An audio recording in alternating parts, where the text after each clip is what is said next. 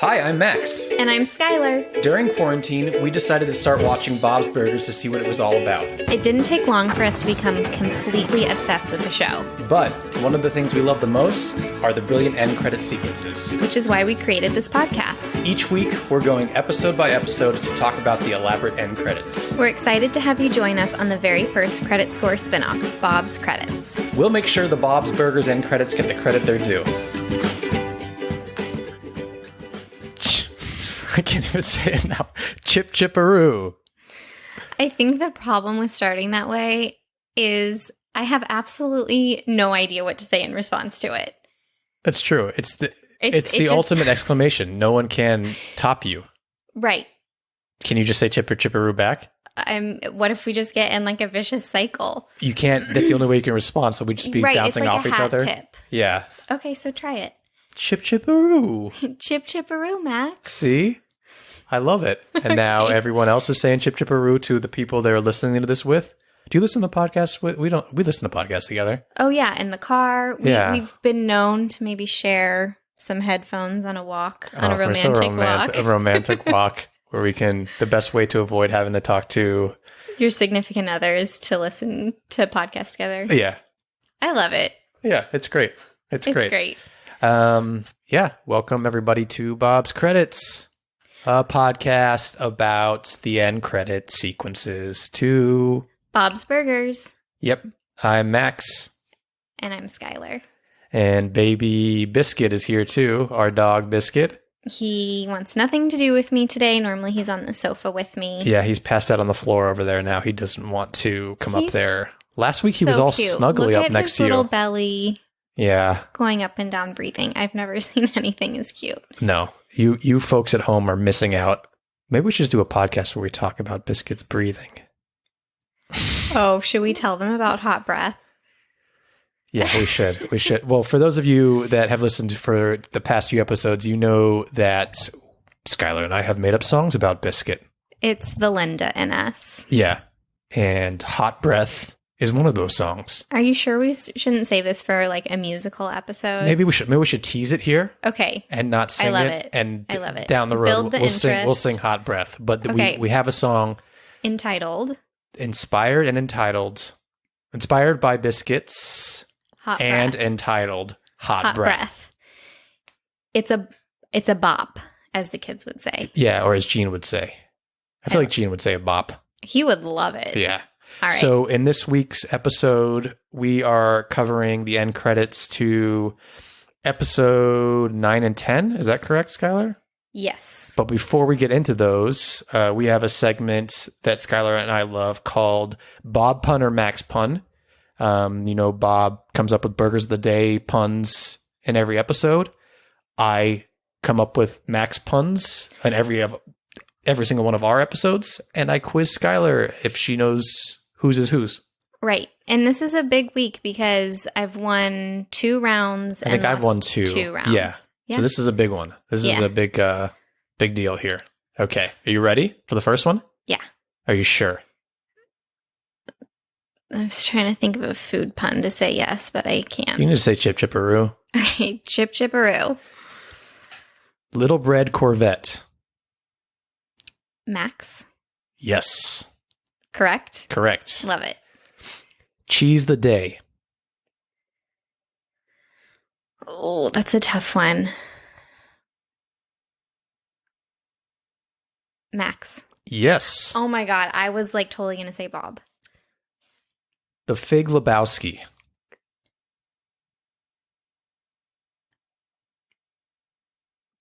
Max? Nope. Oh, fuck.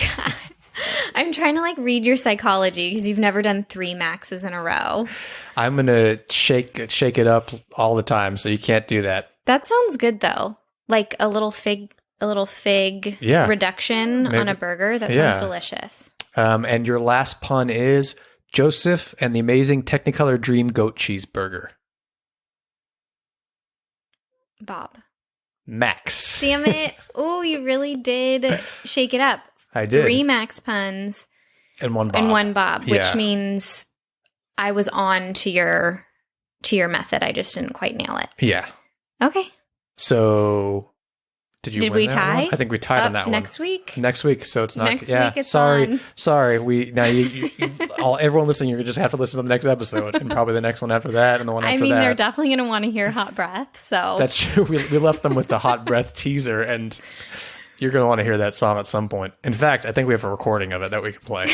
We do. So we also record the songs that we make up about our dogs, so we don't forget them. Because you will forget them. Yeah, and it's not like professional recordings. Like we don't go into No, it's like an audio Yeah, recording. we're not like in like a garage band editing a song. It's just an audio recording, so we remember the songs. If anyone ever hacks into my iPhone, it's going to be songs composed about my dog and then like tearful like messages to my best friend. That's the only variety I have on my audio recordings. Those are like two different ends of the spectrum. It's the Jean and then I guess the Tina in me. Yep. So should we get moving with these episodes? Let's do it. Okay, Skylar, let's start with episode 9. Tell us the title and the synopsis. All right, so the title is Spaghetti Western and Meatballs. And here's the synopsis. When Bob and Jean bond over spaghetti westerns, Louise gets real jealous real fast. Meanwhile, Linda volunteers Bob as a caterer for Tina's conflict resolution fundraiser, determined to one-up her PTA rival, Colleen Caviello, and her bake ziti. Oh, that Colleen Caviello. She comes back. She does, Yeah. but it's like such a huge gap before she comes back that I didn't even realize it was her, but it's like, it's perfect. Yeah, they do that sometimes. Like a character just Yeah. like reappears and you're like, wait a second, where were they from? I love it. Yeah. This episode was written by Kit Boss and directed by Wes Archer, and is a very big episode for me, Skylar. Because? As you know, because this is the first episode where we meet Jocelyn, who is probably my all-time favorite side character on this show. Okay, so I have a pitch for you. Yeah. Hit I'm me. thinking that we should add a new segment. Mm-hmm. And it's basically, did Jocelyn make Max giggle this week? Yeah. Yeah. Okay. Sure. And then maybe you could do a line reading of Jocelyn's line from the episode. Okay. Well, we can't do it for this one because I don't know any of her lines from this episode. No, I'm just pitching the idea now. I'm down to do that as we get into more Jocelyn episodes because she does become more frequent. Also, she's not full Jocelyn in this episode as most characters. No, she's very early on. level. Yeah, she's a little. It's still John Roberts, Linda's voice, but it's not as. It's almost like it's how he does the voice for anytime they needed like a teenage girl that sounded kind of like Valley Girlish. He would always do it. And she was just like kind of like a generic girl at this point, and she didn't have her own. She's like, I don't know. Once she's like hanging out with Tammy. By the way, I didn't realize that she made an appearance on the show before Tammy made an appearance. Yes. Which is a big deal.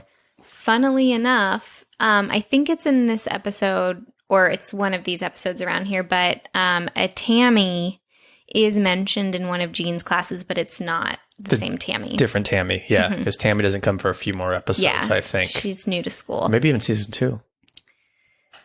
See, we just watched it like last night and we can't even remember. Yeah, I think we're in season 2 currently. It's Bad Tina is the title.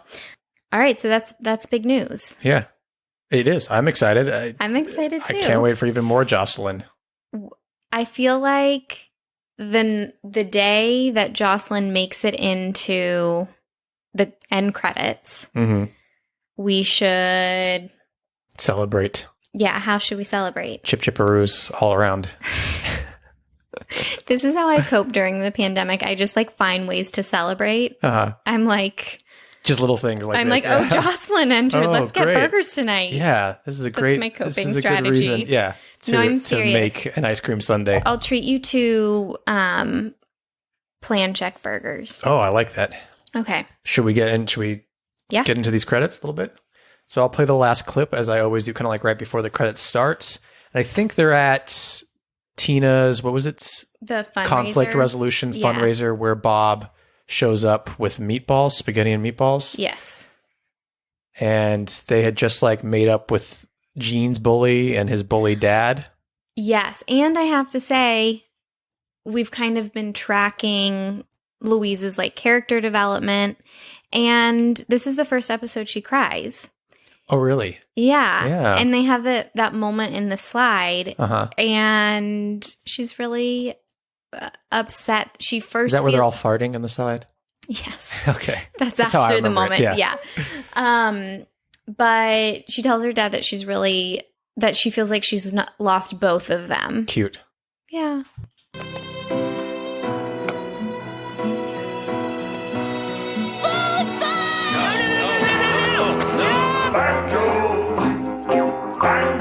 Okay, so we... Playing for fun. He's just hiding his gun. Okay, so the curtains on the stage closed, and we hear Louise scream "food fight," and then you see a bunch of things because you're on the stage side of the curtain, and you see a bunch of like things hitting the curtain. So clearly, there's a food fight taking place, and it goes right into the generic end credit sequence that we've been seeing all of season 1, pretty much, with this new music, which is the theme song to this old Western that Bob and Jean love, Banjo. Right. Yeah. Because he gets the box set for them to watch. Banjo, banjo. His chaps made of leather, even in hot weather. I think who's singing there is H. John Benjamin, who's Bob. Really? Yeah. Do you have... Doing like a throaty voice, singing like Wow. this. We need to get you an agent. please, I want to do a throaty character. Okay. I want to talk like this. I was going to ask you if you wanted to do your Louis Armstrong. Oh, I don't do Louis Armstrong. That's Gary on I credit was score. very impressed Gary is with very that. good Louis Armstrong impression. If anyone listens to credit score, you know Gary's Louis Armstrong impression. So Louise has Try handed. to talk, but he don't give a plug. He's strumming for you. I love So the as- whispers. Did you yeah. hear the whispers in that? He's Yeah. coming for you. So that credit sequence is just the same, but we have that song, which I have the lyrics if you'd like I to knew hear you them. would. Of I would course. love to hear them. So it's Banjo, doesn't play it for fun. He's just hiding his gun. Banjo twice. His chaps made of leather, even in hot weather. Banjo, and I think what they're whispering is he's coming, gunning for you. Banjo, he's coming, strumming for you. You can try to talk, but he don't give a pluck. I love that line. Nice little pun for me. And then Banjo, he's coming, gunning for you. Banjo, he's coming, gunning for you. He's strumming for you. I love it. Yeah. A+. And like I said, I'm pretty sure that's H. John Benjamin singing, and he wrote it I think he's singing with Lauren Bouchard, who created the show. Oh, cool. Yeah. And one other fun fact I have about these credits is, so the first 9 episodes in season 1, the font on the end credits is a Comic Sans. Yeah, and it remains that way for the rest of the seasons. No, No, it was Comic Sans, and then starting, I think, the next episode, it changes. which we're going to do, it changes to kind of a font that looks more like the show's logo. Just all the credits are in Comic Sans? All the credits in episodes 1 through 9 are this Comic Sans. Yeah. And so then in our next episode, okay, It'll we'll be, see it's a new more, font. yeah, it's just a little bit different. It's more like That's interesting. And Yeah. it's the same up until now, right? yeah, I think then it did not change from there. And just like Skylar said, and I said in an earlier episode, in the opening credits, eventually the theme goes faster and they change some stuff around that makes the theme more enjoyable. We've been kind of focusing on when that change happens. Yeah. And I think we found out it's season 3 is when they officially Right. changed the credits around a little bit to make them more exciting, the opening credits. And then, unfortunately, I didn't write it down in my notes, but they do add more instruments. So around one of these episodes in the beginning theme, so it's at first just a ukulele, but around this time in season 1, they add more instruments. It's still the same slow pace, but they add more instruments. Okay. Highlight and low light of these end credits, Skylar. Do you want me to start? No. Again, I feel like I always shoot it to you.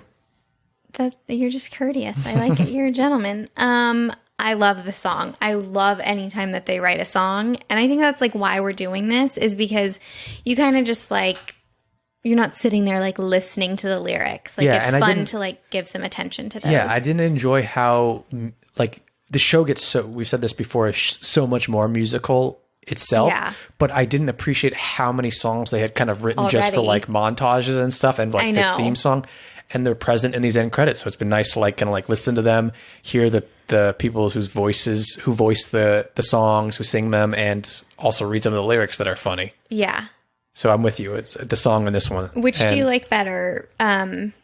This or the cabbie song lifting up her skirt on the night? Lifting up the skirt of the night. I don't know how you're going to top that. Yeah, lifting up the skirt of the night from Sheesh Cab Bob. That episode is so good. It's so much better than Banjo, but I love Banjo a lot. Two different purposes. Yeah. Any low light? No. No, I don't have one either. Other than that, it's just we're still generic here. Yeah. Maybe Gene could have been carrying his little the guitar that he takes. He takes like Louise's like toy guitar. Remember to like maybe he can be carrying that in this scene. That just would be subtle. cute. Yeah. See, yeah, just one little detail like that would have been awesome. Maybe just Jocelyn and parents would have been nice. You want these end credits. You want Jocelyn present? Just standing somewhere. I don't know. Do you want a fun fact about Jocelyn for this episode? Yeah, I want only fun facts about Jocelyn moving forward. Should I be concerned about this? No. Are you going to leave me for an animated character? I'm going to leave you for Jocelyn for sure. 13-year-old. Yeah, a child animated character. Okay, so when we're introduced to her, her hair covers her left ear. And then when she's sitting, eating spaghetti with Gene and Tina, it's accidentally swooped over to her right. Oh. We'll have to see where they end up. Yeah, well, because Tammy kind of has a hairstyle similar, so I wonder if they decided, like, one of these girls gets their hair going this way, that's true. One dog goes this way, one dog goes that way. Goodfellas, right? I was going to say name the movie, but you did. All right, so we have a scoring system. We score these credits on a scale of 1 to 10 H's at the end of Tina's Us. Mm-hmm. On a scale of 1 to 10 H's, Skylar, what would you give these end credits? 7. I would give them a 6.5. Okay. Yeah. Great. That's fair. I think so. I think. Yeah. I just really love written songs. Yeah. I think a good song gets like a 6 for me right away. Okay. It's a base. It's again, we said we're going to be all over with scoring because these credit sequences get like, if these are getting 6s, some of the credits are going to get like 143. And I feel like we're going to be really hard on season 10 credits because they're probably some of the better credits, but they stray a little too far for us. So yeah, there's really no justice in our scoring system. Yeah, I don't like when they stray too far from the kitchen. Yep. Mm-hmm. Mm-hmm. Should we get into the next episode? Yeah. Okay. Skylar, give us the title and synopsis for episode 10.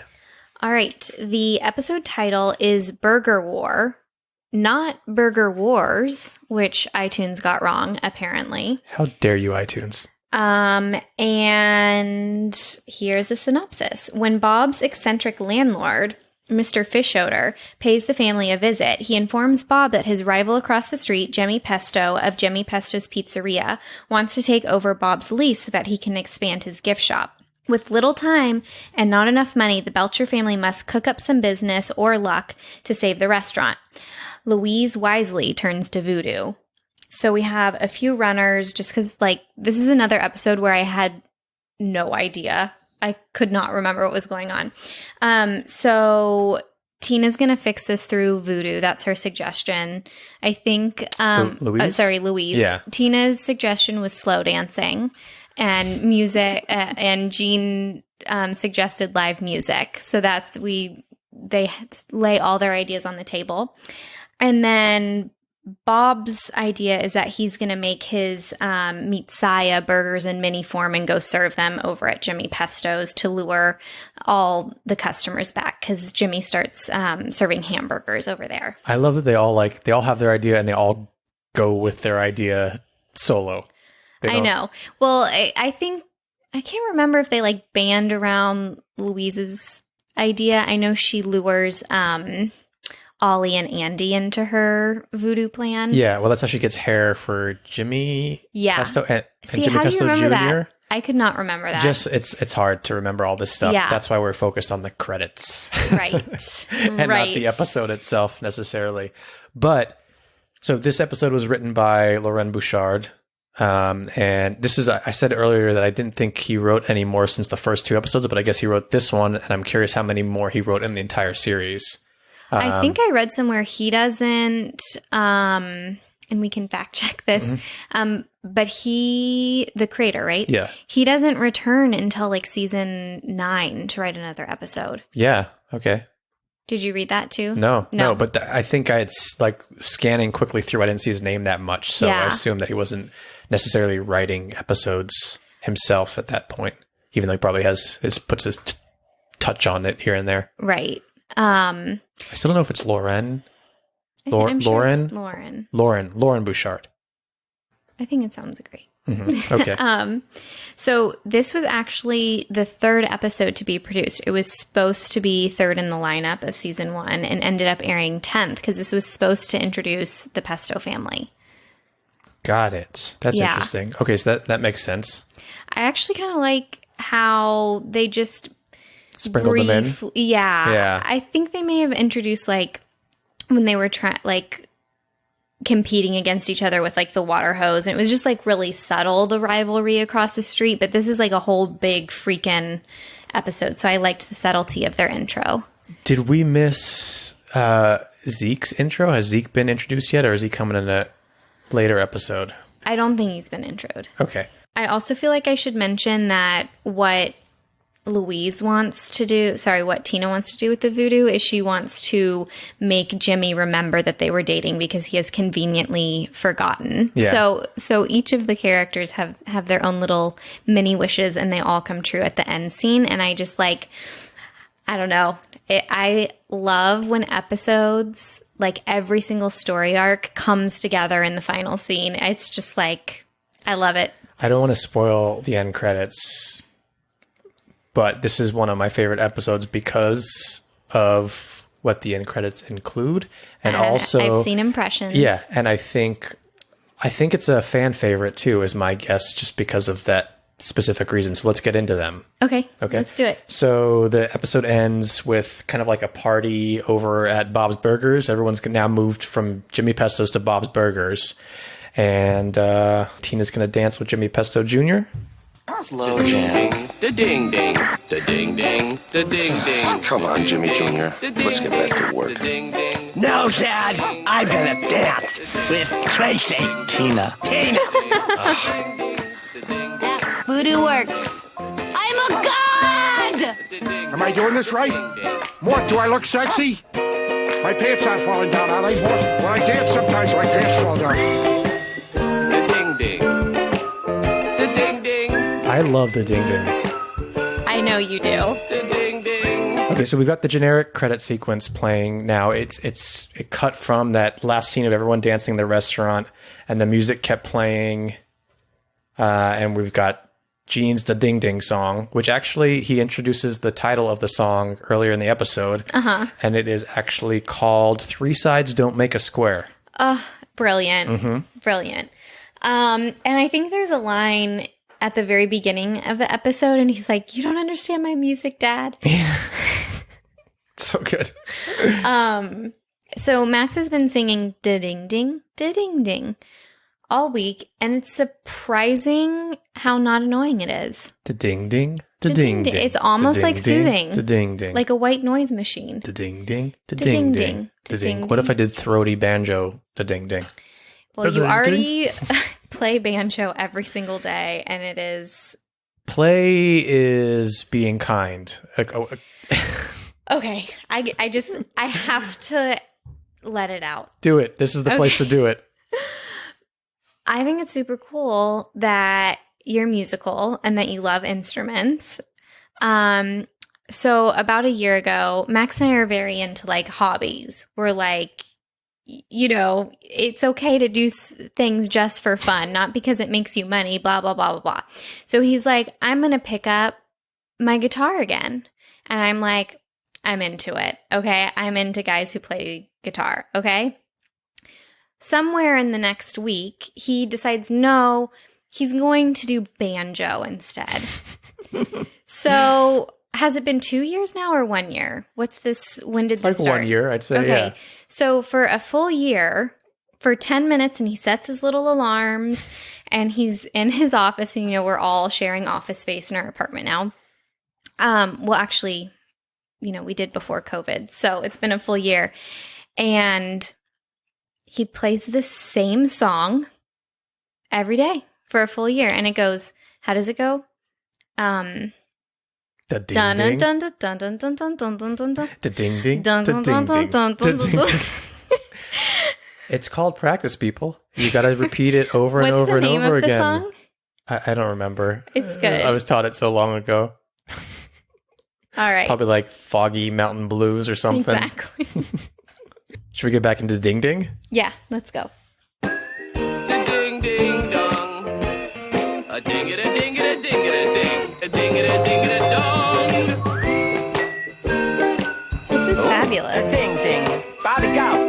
Come on, Bob. Show us your ding ding. Ding ding. Da ding ding. Was that him at the That end? was He just Bob. got really into It's one of my it. favorite parts. Just like he's like, okay, fine, I'll do a ding ding. I'll do a ding ding. And then he just goes all out. It's so Bob. That's so Bob. So Bob. Okay, fuck it. I give it an 8. I loved it. Oh, you're jumping right to scoring. I'm just going to. Okay. I really liked it. Okay. But anyway, reel it back in. Rewind. I was just so relieved to She hear just something got that wasn't so excited. banjo. We got the generic credit visuals, but we've got Gene's this still great walking the up. ding ding song Mm-hmm. with Linda and Bob chiming in at the end. Right. But it's all voiceover. So it's not, nobody's actively participating. It's just a song that plays over. Right. So highlight. Okay. I really liked, I think we have to rewatch it. When he like goes, like he just gets really I'll into play it. it again right now. But I also really liked when Linda said, Bob, show us your ding ding. Ooh, a ding ding. Bobby, go. Come on, Bob. Show us your ding ding. Ding ding. Da ding ding. It's so I like good. that it just cuts too. That it's Yeah. like it cuts to the Can't 20th even Century control- Fox. We can't even, whatever, I'm tired. I'm not gonna. So highlight is that part. Yes, you. with like a close second, like, come on, Bob, show us your ding ding. Yeah, I think Bob going off like that. But the song itself is so good. I would like you to read the lyrics. Well, the lyrics are, I don't have them written here, but they're the ding ding. No, The look ding 'em up. ding. I'm pretty sure that's all he says in the song is No, the ding it's ding. not. There was a dong. Oh, so it's like the ding ding and there's a ding ding dong. But other than that, there's no other lyrics with that Max, with that whistling. You over are it. just like paving over his subtle euphemisms, and I really feel like Gene would be heartbroken that you're not like really Dong? reading into these subtleties. Oh, dong. Yeah, that's what the dong is there for. And I mean, Linda said, let's see your ding ding. Isn't that what she said? Yeah. Let's see your ding ding. Anyway, any lowlights? I just know what's coming. You know, oh my God, we haven't even talked about the slow dancing. Oh, you're right. Oh, That's what. Max's okay, eyes that's, just lit up. That's my low light is that we don't have. Tina should have been slow dancing. Tina should have in been there. slow dancing because her slow dancing with Jimmy next to Jimmy Pesto is so funny. First of all, Jimmy Pesto is so into himself when he's dancing. He's like caressing And his Tina's- own body. Tina's dancing slow, but she's trying to get him to notice her, and he doesn't want to. But yeah, Tina should have been just doing her dance there.